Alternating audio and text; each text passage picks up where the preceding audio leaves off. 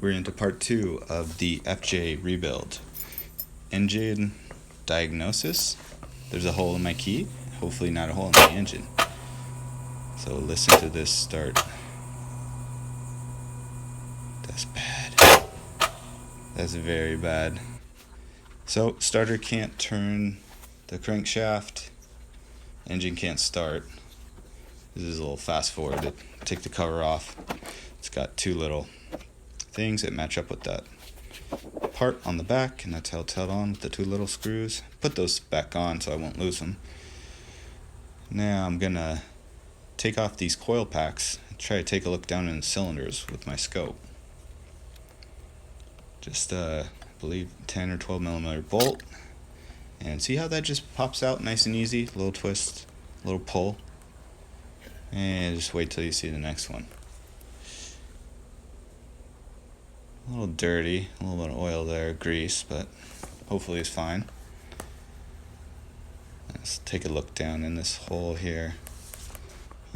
Cute little spark plug sitting there, not doing much, not telling me anything. Okay, so I've got it out. Besides looking totally gunked up and gross, black, probably okay, but definitely replace those. Now around to the other side, I actually had two of these. I had to use a special trick. Unscrew it and then put a special bolt through with a nut and hold the nut on the back side. Screw in the bolt, and that will push force straight up. See how stuck in this thing is? This coil pack did not want to move, and there was a similar one on the other side in the back right. Still won't come. And this is very hard to do if you don't have access to kind of the back and those little crevices. Finally, got it. Now what the heck? It's all melted. What is going on with this thing? So I had two of these actually. And what I discovered was they are not OEM parts. There's no part numbers anywhere.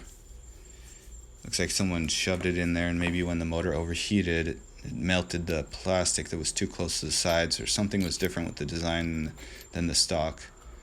Anyways, throw it up there with the others. The only thing I noticed was this bottom left or bottom front is rusty on the end, on the tip. And it looked rusty down the cylinder. Now, here's a little inspection port area. Showed a picture of my scope there. Just trying to look around in the engine, see if I could see anything. Timing chain fell off or what, but didn't.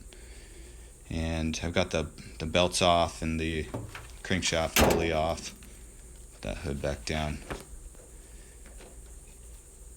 Hood didn't want to go fully down before, and I think I figured out why. It's that dang little rubber piece the guy shoved in there. I have a feeling he put it in there so that he could open and close the hood without having to go pull the thing every time.